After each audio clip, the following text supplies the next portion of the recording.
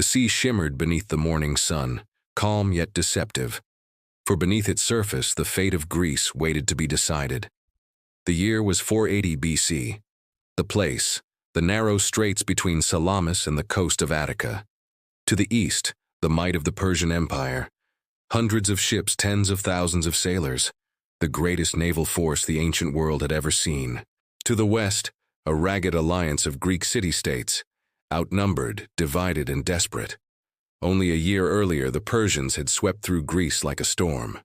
Cities had fallen, the sacred temples of Athens had burned, and King Xerxes, son of Darius, had vowed to erase the Greek name from the earth. Now, all that stood between Persia and total domination was a handful of Greek triremes, and the cunning of one man, Themistocles. Themistocles was not born into power. He was not a king, nor the son of nobility. He was a politician, a visionary, and above all a strategist who understood that the sea, not the land, would decide Greece's survival. When Xerxes invaded, most of Greece wanted to fight him on land, but Themistocles had seen the future in the waves. Years before, he convinced Athens to build a great fleet, funded by the newly discovered silver mines at Laurium. It was a controversial decision, one that many thought reckless until now. For when the Persian army marched into Greece, it was those ships, those triremes, that gave Athens hope. After the disastrous stand at Thermopylae, where Leonidas and his 300 Spartans were annihilated, the road to Athens lay open. The city was evacuated, its people sent to the island of Salamis. As Persian soldiers marched through the empty streets and set fire to the temples, the Athenian fleet gathered nearby, joined by their reluctant allies, Sparta, Corinth, Aegina, and others. But the alliance was fragile.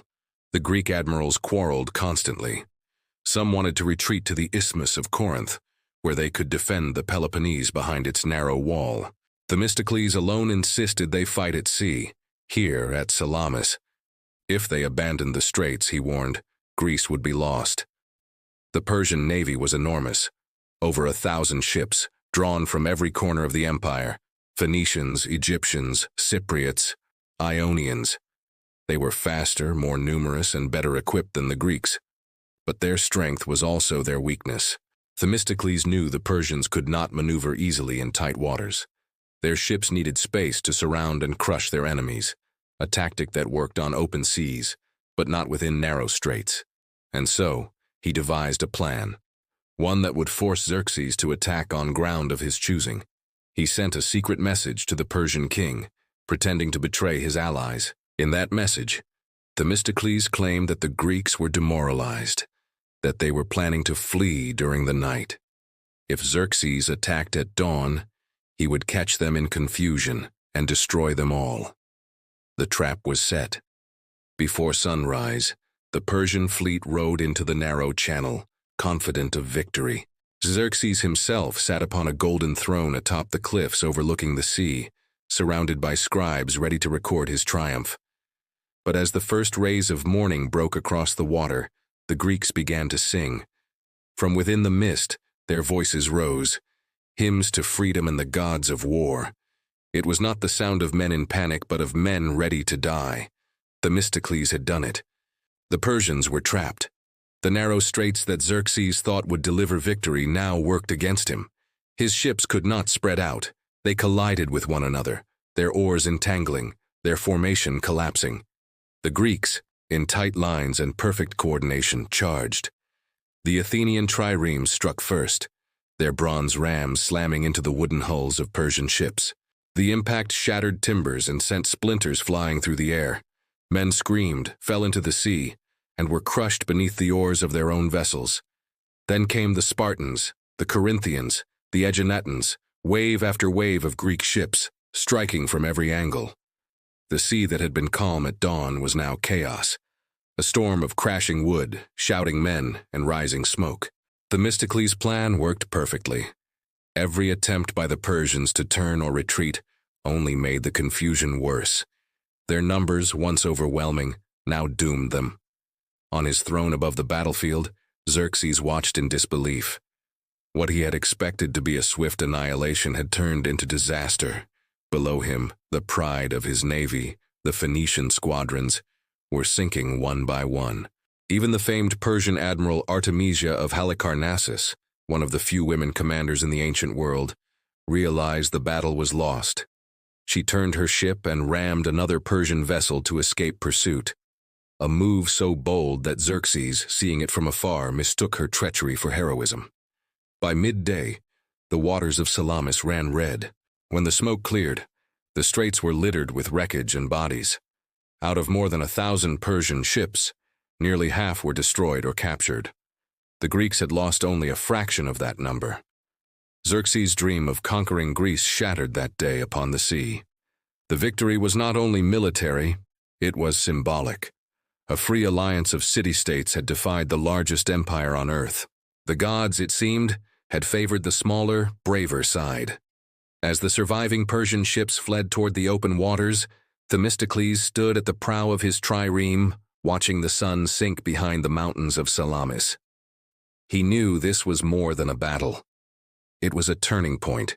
If Greece had fallen, the idea of democracy itself might have perished with it. But because of Salamis, the flame of freedom burned on. The sun was setting over the Aegean when the last Persian ships disappeared beyond the horizon. The sound of battle faded, replaced by the creaking of broken hulls and the cries of survivors clinging to debris. For the Greeks, the impossible had happened. The mighty Persian navy had been destroyed. On the shores of Salamis, exhausted sailors embraced one another. Athenians, Spartans, and islanders, men who had once been rivals, now shared a victory that would echo through eternity. Above them, the smoke of burning ships drifted into the twilight sky, forming a dark shroud over the sea that had saved Greece. For Xerxes, the great king of Persia, the defeat was unthinkable. His army still numbered in the hundreds of thousands, but without control of the sea, his supply lines were doomed. He had come to Greece expecting worship. Instead, he found resistance. The man who ruled from India to Egypt had been humbled by a handful of city-states clinging to their rocky homeland. He watched from his throne as the remnants of his navy limped back to the mainland. One of his generals, broken and bleeding, approached in shame. Xerxes said nothing. There was nothing to say. By nightfall, the great king made a decision that would change the course of the war.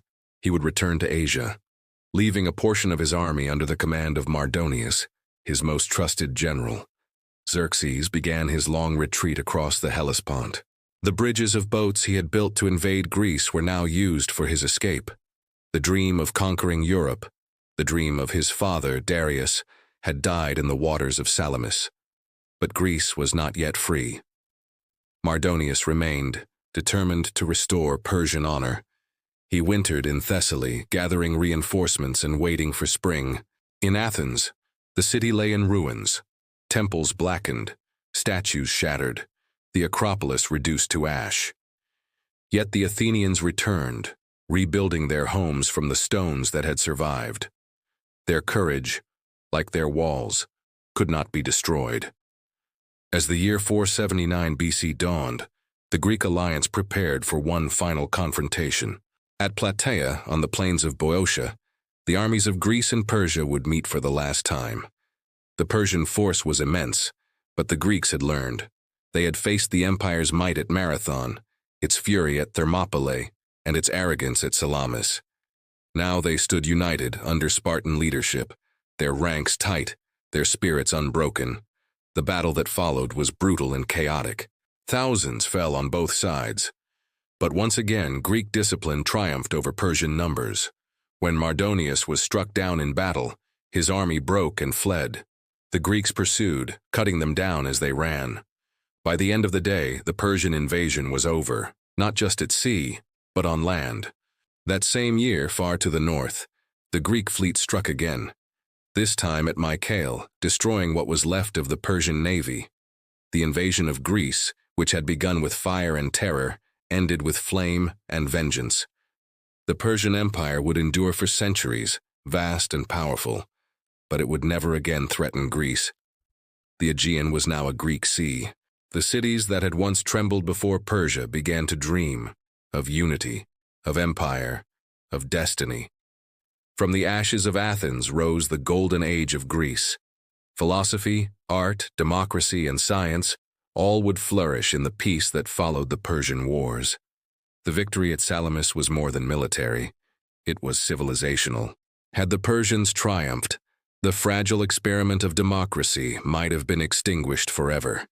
Instead, the world was reshaped by the ideals that survived: freedom, reason, and the belief that no empire, no matter how vast, could crush the will of a people determined to be free. As the years passed, Themistocles became a legend. His cunning at Salamis saved Greece, but in peace his sharp mind made enemies. Politics, once again, proved deadlier than war. Accused of treason, he fled Athens and eventually found refuge, ironically, in Persia itself. There he served the descendants of Xerxes as an advisor, a reminder that even among enemies, respect for genius transcended borders. When he died far from home, the Persians buried him with honors. Themistocles' name lived on, the man who turned the tide of history with deception, courage, and vision. The Battle of Salamis also changed warfare forever. It proved that naval power could decide the fate of nations, that strategy could defeat sheer force, and that leadership was as crucial as numbers. From that day forward, every empire that rose looked to the sea. Rome, centuries later, would study the tactics of Salamis. Admirals from Nelson to Nimitz would echo its lessons. That control of the seas is control of destiny. In the straits of Salamis today, the waters are calm again. Fishermen cast their nets where once triremes clashed. The cliffs where Xerxes sat are silent. But if you stand there at dawn when the light first touches the water, you can almost hear it. The beat of oars, the clash of rams, the cries of men who fought not for empire but for freedom. And somewhere in that eternal echo, you can still hear Themistocles whispering his final triumph. That courage and cunning can defy even the gods of empire. Salamis was not just a battle, it was a message. That small nations can stand against giants, that numbers mean nothing without will, and that the sea, like freedom itself, belongs to those brave enough to fight for it. Themistocles, the son of a commoner, had done what no king could. He had saved Greece, and from that salvation would come the light that shaped the Western world. For in the waves of Salamis, civilization itself was reborn.